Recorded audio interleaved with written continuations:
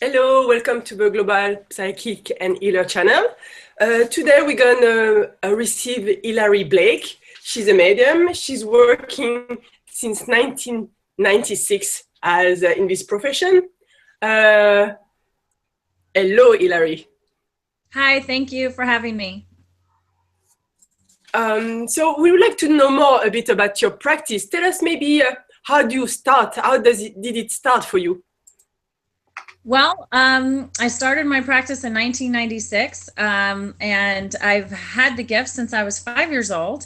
And I knew that spirits were around when I was 5, and when I was 10 is when the clairvoyant visions came in. So I've had this gift throughout my childhood, but I had a tragic event happen in my life.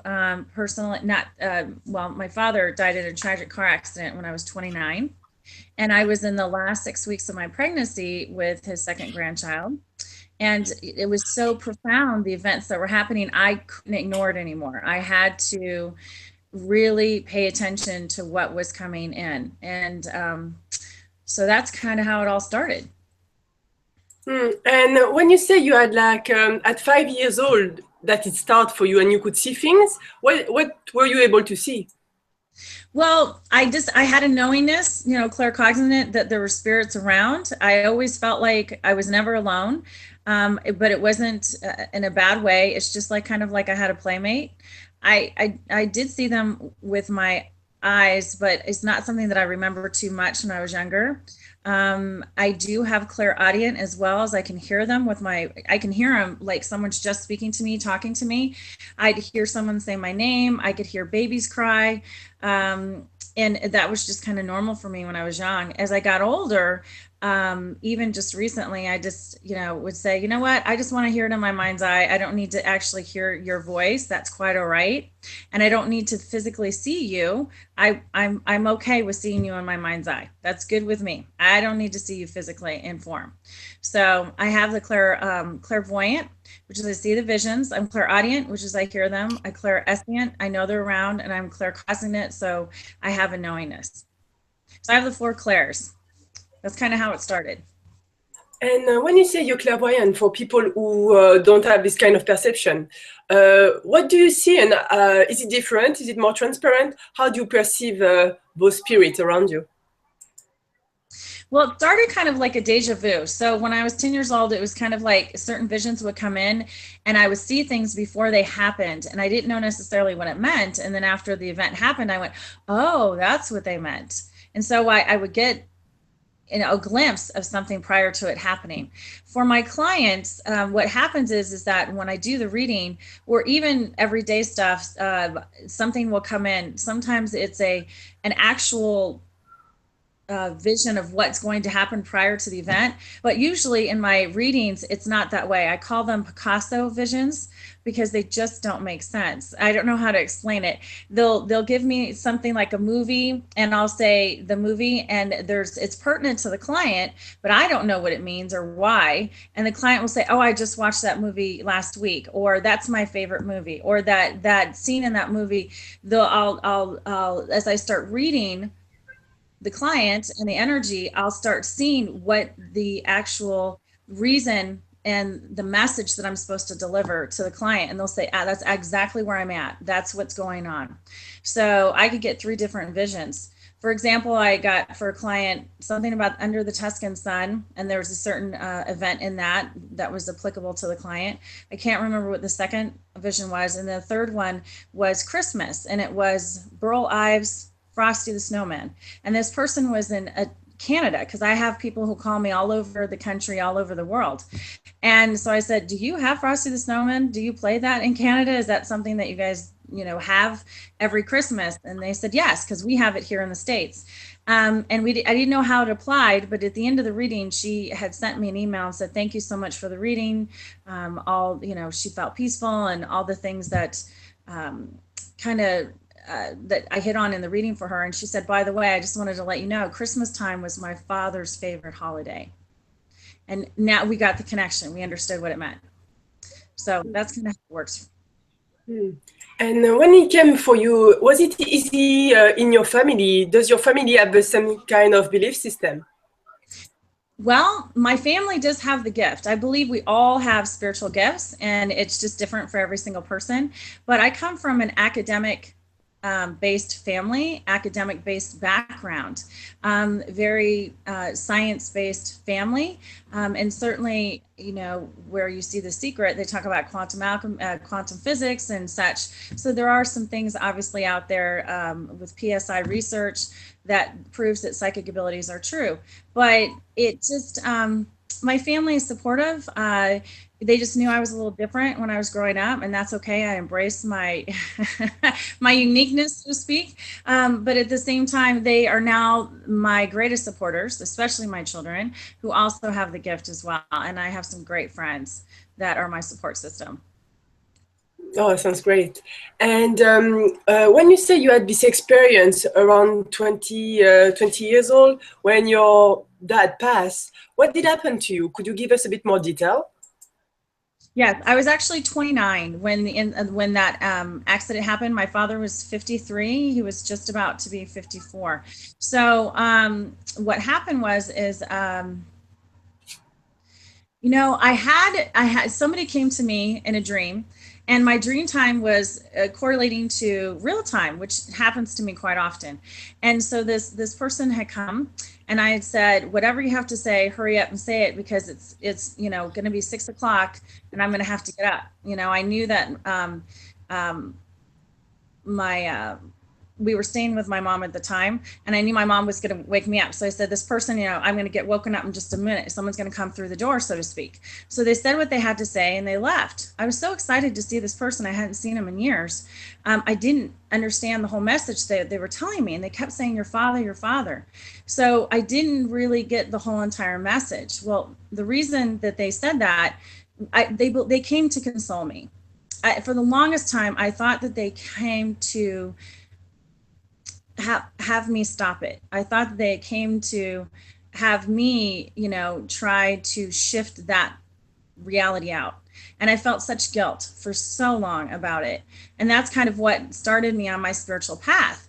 But what it was is it was there to console me because I was in the last 6 weeks of my pregnancy. So interesting, I was one of the last people to speak to my father. I'm always the last one to speak to somebody who passes away in my family. I have no idea why. It just kind of is that way. But needless to say, well, I'm usually, needless to say, my father went, he was quitting his job. He went to his job and kind of told them, he was an executive, and he said, you know, move my family, or, you know, his wife, or he quits. And so he put his notice in, but he didn't tell anybody. And it was really surprising. So sure enough, his boss came up at the funeral and said, well, you know, he did quit. And we're like, what? So he was going through a huge transition in his life. And it was interesting. This is the biggest thing that was really profound in my life. A week prior, maybe a week, I don't know, a couple of weeks prior to the accident, my father asked all three of his children, what would we do if something happened to him? So he had a knowingness. He knew something was coming, and he just didn't really express it too much. And he did believe in, obviously, the spiritual realm. My father has a Christian Scientist background, and that's his religion. My mother is Catholic. So I have a broad understanding of different religions. And my father was a very spiritual man, where my mother's very religious. So he definitely believed in spirit and the higher power in the universe and that sort of thing. And so all of his children, I said to my dad, well, you're going to live till you're 100. What are you talking about? I mean, everything, you know, of course I'll take care of you if something happens. And he said to me, if anything happens to me, you're in charge. You are to take care of me. And you are to make sure if anything goes wrong, if anything happens, that you take care of it. And I didn't realize how profound that was going to be, because in a couple of weeks it happened. And so what happened is, when he got into the car accident, he was in a different state. He was in a car accident, hit a patch of black ice, or clipped a truck, hit a patch of black ice, went on the other side of the freeway and got hit by 5 different cars. And his head went through the windshield. It was pretty traumatic. And he was a brilliant man. And they said cognitively he would never come back. He was in a vegetative state for the rest of his life.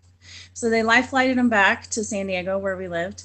And I would walk in, and I had a nurse say to me, in the 10 years that I've done nursing, I've only seen this happen one time. He's crying. And I said, it's because I hear spirit, I hear soul. I talked to him on a soul level. And I would go in during the day and tell him what the doctors had to say. And at night, he would come in and finish the conversations. That is incredibly profound, that I could not ignore that anymore. So I made sure that his wishes were fulfilled. I felt that I was charged to do that, and that's what I did. And so I went to my father and said, you can't die. You can't go anywhere until this baby is born. I cannot handle that. So sure enough, my son was born. I named my son after my father. And I was at Mercy Hospital here in San Diego. And I said to the nurses, my dad was here. My dad was here. And they're like, oh, yeah, she's really, she's kind of out of it. He's in another hospital all the way across, San Diego, so to speak. And I'm like, you don't understand. He came to see the baby. I was so excited. And as soon as I was released, I ran to my dad and I said, thank you so much for being there. I really felt he was there at the birth. And I said, I release you now. You can go. And then I just woke up one day and knew that was the day he was going to pass. I just knew it. And I called my mother, my brother, my sister, my dad's best friend, and we all stood around his bed. And we said, the wonderful stories about the family and about him and just the good times. And around midnight left. And I said to my mother, you created this family together, you end it together. And I left. And my mom came in at 6 o'clock that morning and she looked at me and she said, now I know why God brought you here. Now I know why you're here. And I know what your purpose is. You're an angel. And so that's kind of what started it for me. And so when I moved to Denver, Colorado, right after my father passed, and with my children and my now ex-husband, I went to Psychic Bookstore and I said, I have this gift. I don't know what to do with it. I've had it all my life. I don't know how to call on it. Something profound happened to me and I need to know why I'm here and what am I to do with this gift? I said to God, I don't ever want to go through that pain again. Whatever I'm here to do to serve, that's I'm doing it. Well, so it's kind of how it's a really intense a way to start the practice. Absolutely. That definitely got my attention, no doubt. So, and I was glad that I was able to help my father transition over. That's what I did. And I was just, I liked my father very much. I was very close to him. So I was glad I was able to do that for him. Mm. And are you doing for other people now this kind of transition?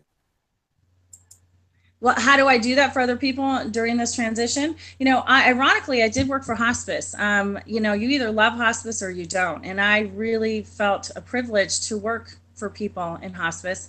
I scheduled the nurses and sent them out there, but I also worked with families. They would call and, I would send a nurse, of course, per doctor's order, because we have to have that doctor's orders first. We'd send a nurse out to evaluate the patient to see if they were hospice appropriate. And, I just felt blessed to be there for the families and for these patients to help them, and obviously I do healing. I do magnified healing, but I also, I do distance healing. I can clear spiritual entities, and I also can do spiritual healing as well. And so that is something that I'm going into, is to help people, cross over. I don't know how to explain it, but it is certainly one of the gifts that I was charged to do. And I'm thankful and privileged and honored to be able to do that for somebody. Yes, I guess it's for the family, it's very important. I wonder which kind of other activity you're doing. So you help the people to transition, and which kind of other support? You say you're doing a bit of healing. Are you doing that distance?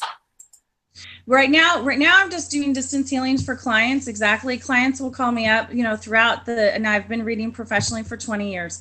They'll call me up and they'll ask for some clearings of entities. And also, they may have some certain pains in the body, that sort of thing. I'm not a doctor. They have to go to, obviously, a doctor to get obviously diagnosed. And at the same time, I don't do the healing, spirit does. You know, I was taught by the seventh, John Van Deere was my teacher, and he was part of the Seven Continent Dowsing Association. And I learned these methods in 1998. So, so that's part of what I do. I mean, also, I'm a tarot reader as well. I do pendulum. I am a Universal Life Church minister. You know, and I have the four clairs, and I channel all that information, and I can channel it through the tarot cards and the pendulum, but I can also, as you said, I'm a medium too, and I do connect with people to the other side, and also I do relay the messages. I'll have clients sit down and say, I want to talk to my mother, my father, you know, a loved one, someone had just passed away. They come and ask me to relay that message, and I can do that. And I have sent spirits to the other side as well. So that's kind of the broad spectrum of what I do. Okay. I wonder, what is your favorite part of the job? My favorite part of the job is helping people and seeing them grow, and it just really helping them along their journey and their path. I mean, to see somebody, you know, I know how it is to lose a loved one. I mean, everyone, I'm not in their shoes. It's a different experience for them, but to be able to connect to a loved one and be able to pass that message through, because I'm just a conduit, it's incredibly profound. I mean, I've had readings with husbands and wives, and I had a reading with a client who's had a certain situation in his childhood, and to bring the message through from the mother to help him heal, you know, so that he can release that and heal, is incredible. You know, and of course I do individual readings too, but I just think it certainly helps the people who are here on this earth plane. You know, obviously the spirits on the other side are at peace, but I know that it's helpful for them as well. And when you're doing reading, what is your approach? Is it more like you're doing divination, or are you giving advice on during your reading? Well, I kind of like blend it all together. So I am also a life coach and a corporate coach. My specialty in that is small businesses, but it's also helping people through transitions. So I do blend it. I blend the mediumship, I blend the divination, because I blend the mediumship through the divination, and then I also coach, and I give homework. So if somebody calls me up and says, hey, is this, you know, we do a reading, and the reality sometimes is still there, or that reality could shift, because we have more than one reality that sits out there. We all have free will and choice. Certain things are fated to be. Certain things are, you know, God, it's just going to happen. It's a God event. You know, like a tsunami, we can't stop that. But there's certain things that we have free will and choice. He's all knowing. He knows everything that we're going to do. This is my belief system. But at the same time, we have choice. We have free will. And so when I tell people, here's 3 realities that I see, or the realities that are coming, that because as I said, I'm a conduit, and I just pass that message through. I help the client gain clarity. The 3 C's, as I call it: calm, clarity, and confirmation. And then what happens is that client obviously makes their choices and their decisions by the information that's given through to them. And as they get that calm, they get that clarity, and then they can get that confirmation. And then what I do is I'm kind of like their cheerleader. I help them co-create the reality that they want, and I hold that space for them. And then I help them manifest what they want through the coaching, and obviously through spiritual work. So I kind of just blend it all together. Yeah, that sounds very interesting. I wonder, it's like, how long does your session take? Well, you know, I offer 4 types of sessions. I never offer 15 minutes prior, years ago, but, you know, I'm finding that that's necessary for some people. So I'll do 15 minutes. You know, you can get a couple questions in there. Then I do a half-hour session, and then I'll do a 45-minute session, and then I'll also do an hour session. The longest session I've ever done is 2 hours. So there are times that I'll do a 2-hour session. There's definitely some coaching going in on that one. I can tell you that. But usually the average coaching session is an hour. And, you know, people vary, you know, sometimes it's a half-hour reading, sometimes it's an hour reading. But, you know, there are times where people need the 15 minutes or the 45. I'm flexible. Okay. You mentioned earlier about your belief system. So what is your belief system? Well, I believe that there's a difference between religion and spirituality, but they're the same, all in one. They just speak a different language, in my opinion. Again, having the diverse background that I have, in the sense of father being Christian Scientist, my mother being Catholic, and obviously having a household with different belief styles. And my father, loved, learning about new religions, and he would take me and I would go with him. I'm just open to all different types of belief systems, if that makes sense. I don't know if that really answers that question, but I believe that we're all praying to one God in some, in most religions. Now, some other ones, there's different ones that have different deities, and basically, there's just a universal life force, if that makes sense. Oh yeah, yes, that makes sense to me. Yes. When I was saying belief system, do you believe that? So you believe there's one reality? You say like there's an entire one God. Do I believe that there's only one reality? I believe that there's more than one reality. That's my belief system. I don't. Some people have a belief system that certain things are written prior to us getting here, and so it's just that way. Doesn't matter what we do, we can't shift anything out, and it's just going to be that way. I think certain things are fated to be, but I don't think everything is written in stone. I don't believe that. I think that there's different realities that are out there, and by the choices that we make, change and shift those realities. In my belief system, that's what I believe.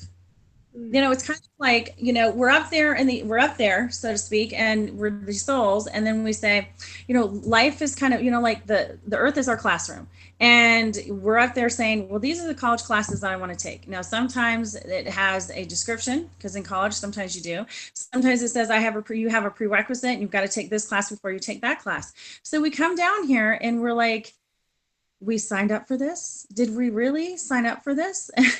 So I do believe in that in a sense. And we can say, you know what, I want out of this class. I want to drop this class. I don't want, I'm okay with not getting a grade in this class, and I just want out.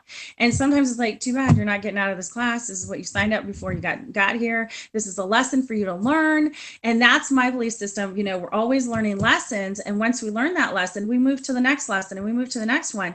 But we needed that experience to go to the next place that we were going to go, and the next level that we were going to grow, because I believe we're always growing as people as long as we're open to it. And I believe we're growing into the day we die, and so that's, kind of like the earth and the classroom thing that I believe in. I don't think that, well, it's written in stone and this is the way it is, and this is your this is, and so there's no point in you even trying. I disagree with that. But everyone has their own belief system, and they're welcome to have it. I respect whatever works for them. Yeah, sure. I'm definitely, in my reading space, definitely non-judgmental, no doubt about it. Whatever people say in the four walls and that door, it stays between them and I, and there's no judgment here. I'm just here to help them through the shifts and the changes that they're going through and the transitions. Is there other kind of experience that have changed your belief system since you're 29 years old? Yes. I don't know if exactly an experience, but I tell people this in readings. I'll say, when we were 10 years old, we believed a certain thing, and when we were 20, we believed a certain thing. And then when we get to our 30s and our 40s, depending on how old they are and where they're at. And it's because, the book about the 4 agreements, it's a great book. And they talk about, we're told certain things as children, about what our parents' beliefs are, what society's beliefs are, what school tells us to believe. There's so many people that tell us certain things, and we're imprinted with these belief systems. But what are our belief system? What's our truth? What is authentic for us? And that's the most important thing, is getting to know yourself. Know who you are is really, really key and very important. And then obviously to be a conscious and aware person. And I really feel like that's where we're going as a collective in this next generation, in the coming years, is becoming conscious and aware, so that we can make more informed choices. Does your perception of are getting better with the time? Do I feel like I'm getting better throughout the years as I grow? Yeah, maybe not like I imagine that with maturity, but even your perception, your clairvoyance or your clairaudience, is it more clear? Do you hear more like a difference? Oh yes, I believe as we grow as people, and as I'm growing in my personal growth within myself, it definitely is helping me with my skill set and with my my abilities. Absolutely. Because you just get clearer and clearer and just more information comes in. And then there's another gift that shows up that you didn't realize that you had. And you're like, wow, I have this gift. How wonderful is that? And then you just add it to the toolbox that you have. So that it not only helps you as a person, because the most important thing is if you can't help yourself, you can't help others. But you know, again, I can help other people as well. And you mentioned about the tarot. How do you use it? What is the difference for you to be supported by the tarot? Well, the tarot kind of speaks to me. I don't know how to explain that other than there's this show called Insane Pools on, I don't know if it's on Animal Planet. I really like the show. And there's this man named Lucas, and he's been a stonemason for years. And he grew up in it as his family. And he goes and he sits at these rocks because he builds these pools and he just listens to the rocks. And, you know, they talk to him. And he just sits there and has a conversation with them, and he just sees it in his mind's eye how to shape the rocks and how to cut the rocks and where the rocks want to be. And I get it. I totally understand that conversation. That's how I am with the cards. I sit down and I lay down the cards. They speak to me. I love art history. I love art. And they just talk to me. I mean, of course, my intuition is coming through. There's no doubt. I channel the intuition through. But there's things, I mean, I've read these cards for 20 years. There's certain things that I'll see on a card that I haven't seen for a long time, and it'll just pop up, and then all of a sudden I hear the intuition on it, and then they speak to me. So that's kind of how it works for me. Everyone's different on you know how they use their tools. Oh, yeah, sure. When you mentioning the rock and people that talk with some element, do you have this kind of experience with a nature element? Yes, I love nature. Absolutely. I'll go out into nature and I'll meditate, and I you know, I just listen to, because everything is energy. Everything is energy. And so I listen. You know, the trees talk. I mean, okay, I'll say it. People may think, okay, sure. No, everyone is different on what speaks to them. You know, it may not be a tree that speaks to them. It may be music that speaks to them. And music, you know, lights their soul, and they just feel that they get that message through music, and they have that connection. Everyone has a different way of connecting into energy, into a certain place in this world. And did you have some experience with some animals? I don't know, this is coming for me. Well, isn't that interesting? Yeah, you're bringing your information as well. You know, it's interesting that you've said that, because in my readings lately, and maybe this is a new gift that's coming for me, a lot of animals are showing up in the readings, and I've never done animal readings before, ever. It's just, I've had people contact me and I'm like, that's not my specialty. I'd love to refer you to somebody else. But it's just animal communication has not been something that I've done in the past, but I will tell you that it is coming up in some readings for sure. So I know that that's a place that I might be, well, it's a possibility. It's a place I'm going to be going and growing. So, you know, obviously you got that information too. So thank you. Yeah, we never know. It's like, it seems that they're getting more and more like involved with humans. So I had some experience like that. So I was wondering if it was the same for you. I wonder, what is a good reading for you? What is the key element that a reader or a reading should have? Well, everyone's different on the way they read and how they read. Some people like the person to meditate. They meditate prior to the reading, and they want the person to really think about their question. And some people say, well, you know, I will answer all your questions. I don't look at it that way. That's not how I work. Everyone is different. You know, what works for them is great. I just had to find out what worked for me. And so what works for me is that I'll do a prayer of protection when I'm with my client. The most important thing is if the client's open. Because I'll have people say, well, yeah, I'd love to have a reading. And then they sit down and I'm like, I hit this wall and I hit the door and I'm like, excuse me, will you let me in, please? I need the key to get in to look at what's going on. You know, I can only read so much of what they allow and certainly what spirit brings in. So what I do is I ground the client as well as I ground myself, and I'll do a prayer of protection around the client and I, because spirits do show up in my readings. And the reason I ground the client is because a lot of times I find the clients are out of body. So I want to bring them back into their body because it's an easier read for me and it helps them become grounded. So, and then what I do is after I'll do that, I'll, you know, the clairvoyant visions start flying in. So I start the reading off with the clairvoyant visions because they fly in really quick and then they fly right back out. So I've got to catch them really quick when they come in. And then I explain that. Sometimes I'll go straight into a general reading with just the clairvoyant visions, and start getting those impressions and the energy and reading all that. And then after that, what I do is I go into the tarot cards and I'll do a general reading, which is past, present, and future. And the reason I do past, present, and future is so that way I call it if I'm hitting it or missing it. And the reason I say that is I don't know this person from Adam usually, and I wouldn't know anything about their past, present, and future. So they know that I'm connecting, and I know I'm connecting. But the other reason I do that is because I'm a conduit of spirit as well, and I pass any messages through that spirit's going to want to say to that client. And then the last part is that sometimes I'll hit what they want to talk about, and I may answer every single question. Sometimes I don't. Sometimes I don't mention anything that they want to talk about, and something comes up, and I can tell the client something's going to come up. It may come up. You may not want to talk about it, and that's okay. You can say, thank you for bringing that to my attention, or thank you for the message, and I don't want to discuss it today. And we don't have to. And you can say, oh, wow, that's not something I looked at. Can we look at that further? And then we'll go there.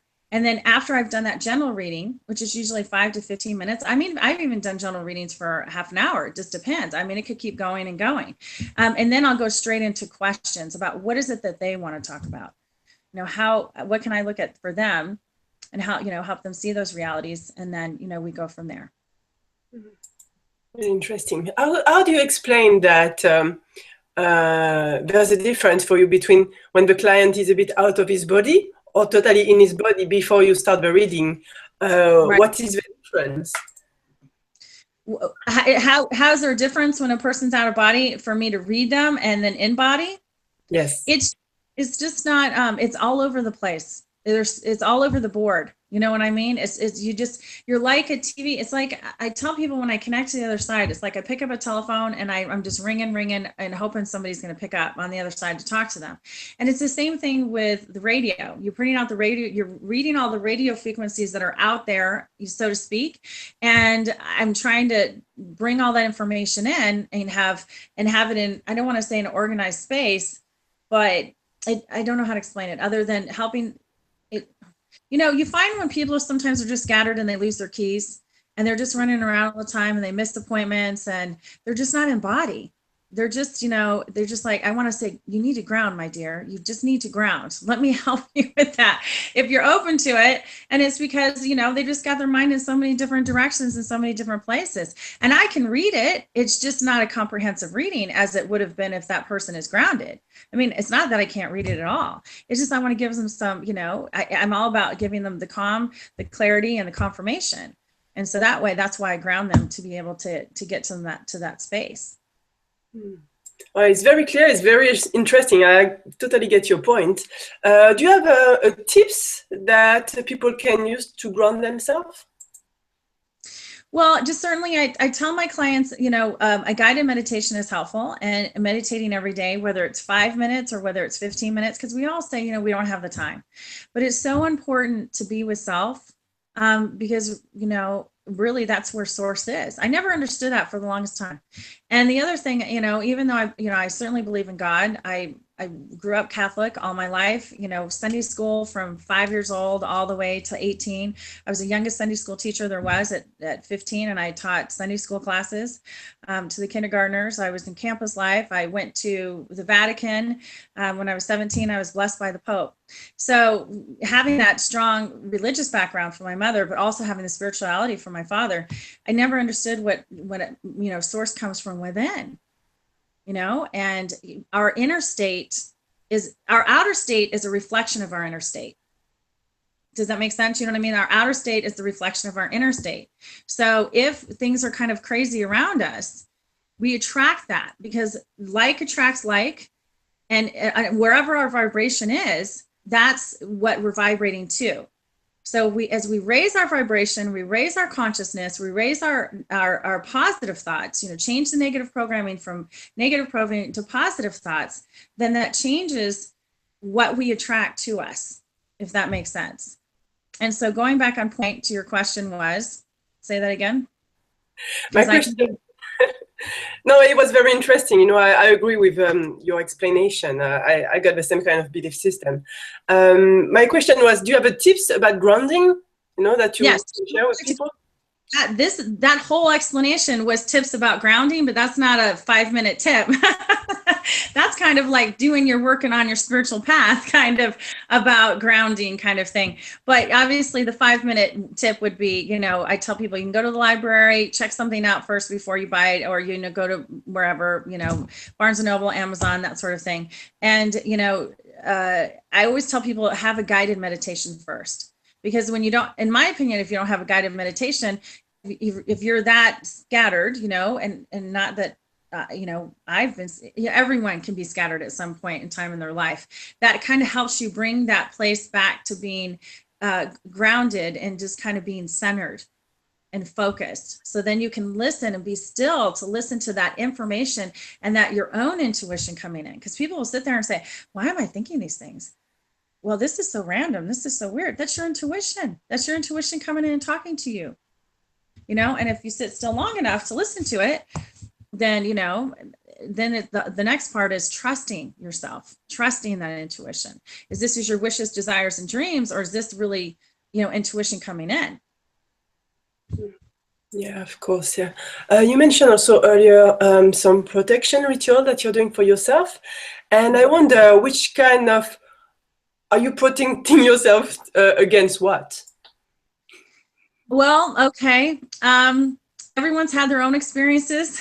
Since I've obviously connected with spirit, and I have spirits around me since I was a child, I did have one experience where a spirit actually jumped inside me, like the movie Ghost. That is real. It is true.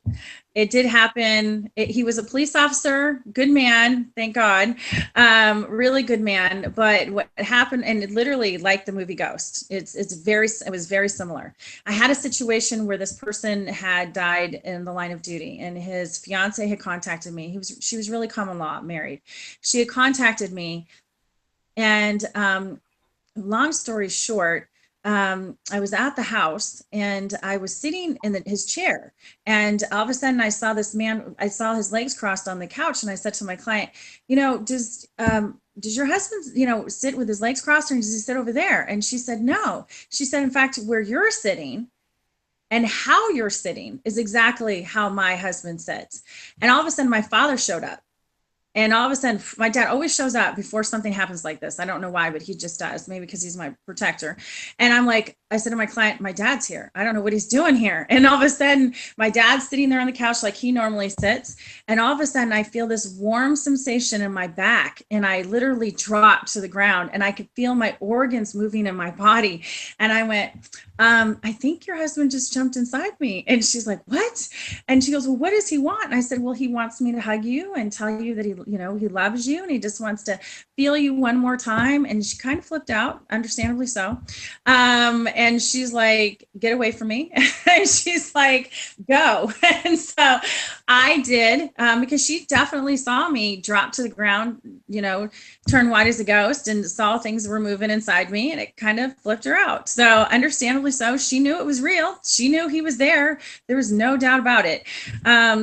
I went to my teacher at the time, because we had talked about this in class, right? We had talked about if spirit jumps inside you and to make sure that you do the protection.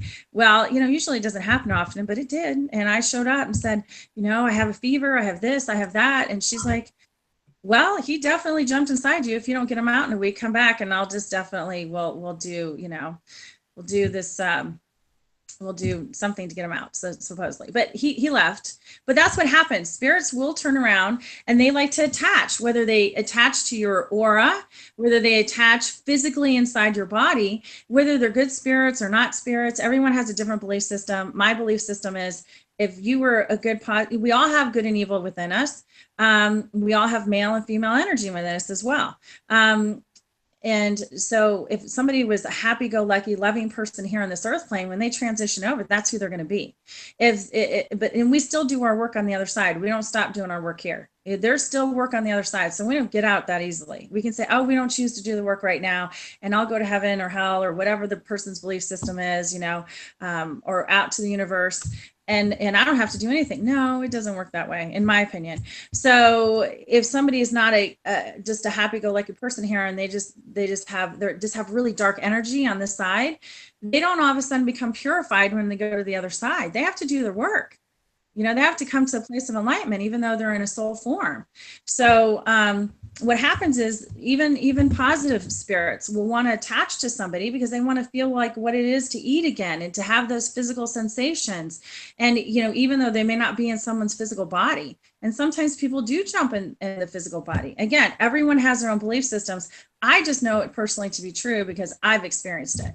I've had spirits physically touch me where I'm sitting talking to a friend of mine and I'm sitting this way and she's sitting over here. And I literally had all 5 fingers touching my shoulder. And there's no one else around. And I'm like, okay, thank you. You can now go over there, kind of thing. I've had TVs unplugged from the wall and TVs turn right on. And then they're unplugged from the wall. And my mom came by and she's like, the TV just turned on. I said, yeah, it's just Grampy wanting to talk to me. I don't want to talk to him right now. She's like, okay. And she just walks away. I've had light bulbs literally blow out when I walk into a room. It's not me, it's the energy, it's spirit. Because the energy is so intense. Literally, I walk in a room and light bulbs will blow out. I used to have extra light bulbs in my house all the time. So yes, that's why I do prayer of protection around me. And I don't know if I should have gone in such great detail, but I do prayer of protection around me and my client for that reason, because sometimes they like to jump in and experience life again and just enjoy it. So I do an aura protection and I do white light and protect my client. And of course I connect them to higher source and down to Mother Earth. That's my grounding. And I do a prayer. And then I also do the same thing for me. And then I just put a whole big white bubble around us, above and below, let me tell you. Well, I think it's a good excuse, all your experience. Yeah, you did give me goosebumps. I tell you, I was like, oh my God, scary. We have a question here. I am in a transition period. Could you give me an advice to support me? Well, I'd have to, I don't know how, I know she probably wouldn't want to be totally specific, but it's, it's different for every single person.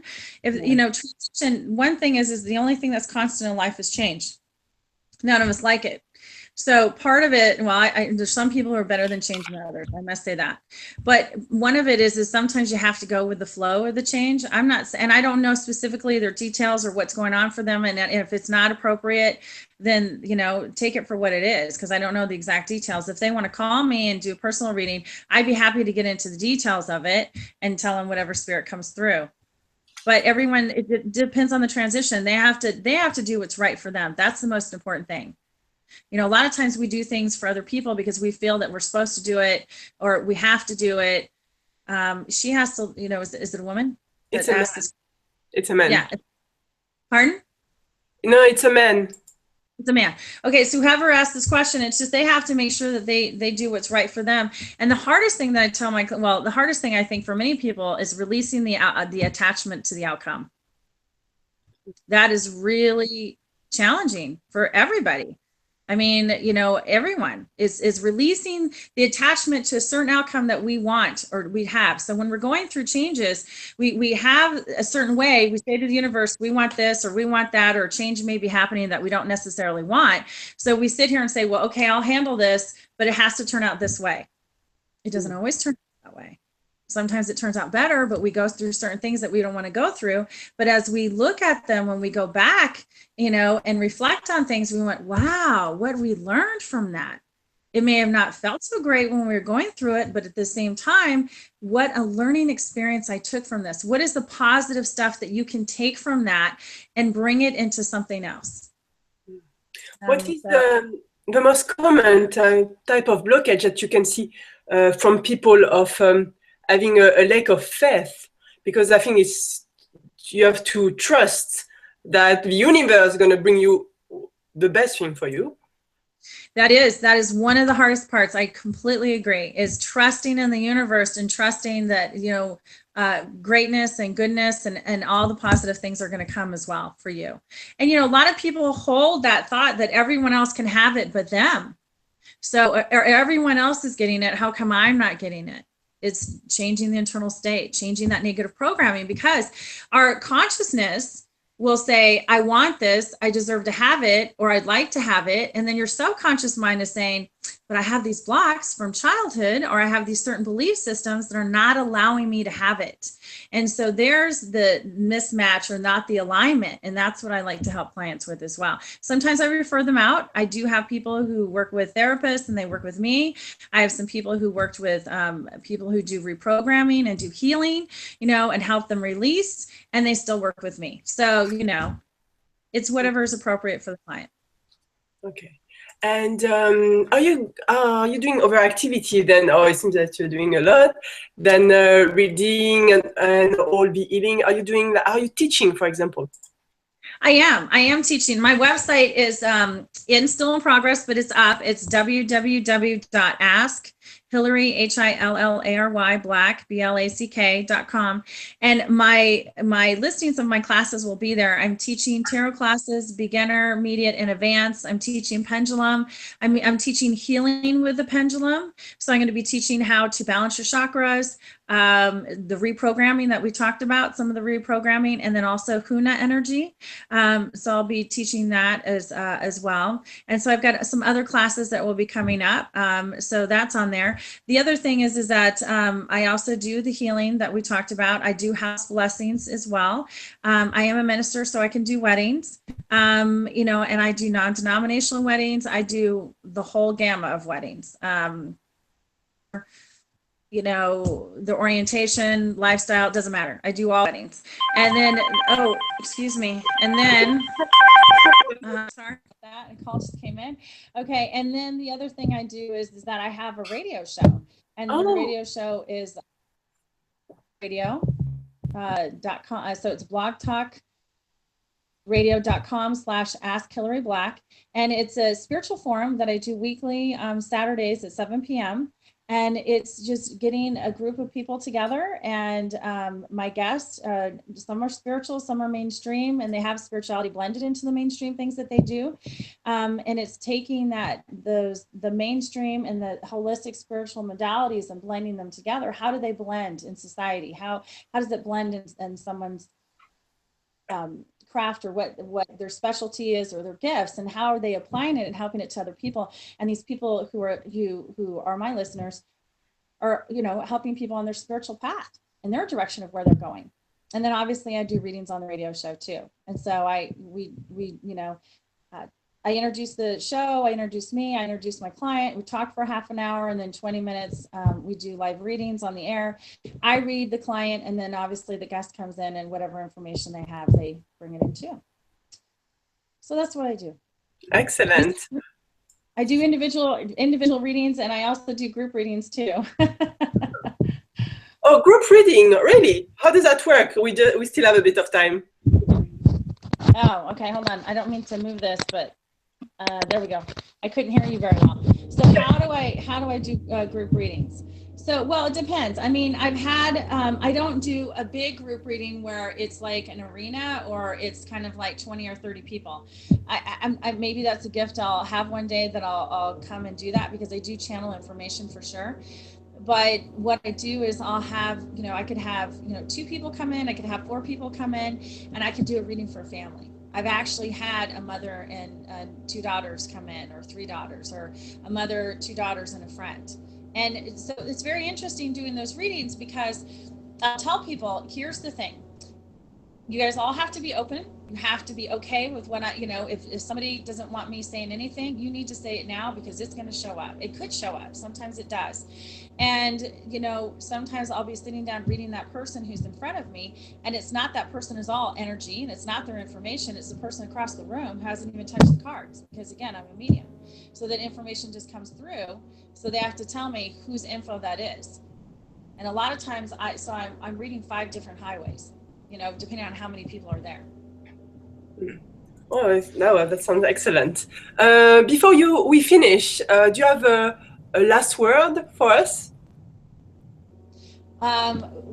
Last words for you, for the clients. I'm just so excited I love what I do. I truly enjoy this is a passion for me, and something that I see myself doing till the day I die. And I am so excited to be of service and to help my clients. And I just enjoy this journey in life, and I just look forward to uh, being able to give back in a Thank you positive way. very much. I'm sorry? I was just saying thank you very much for your time, for all your nice and very exciting story. Thank you. It was a pleasure being here. Thank you for having me. It was a pleasure to have you on the show. Thank you very much. Thanks. Have a great day. Bye-bye. Bye.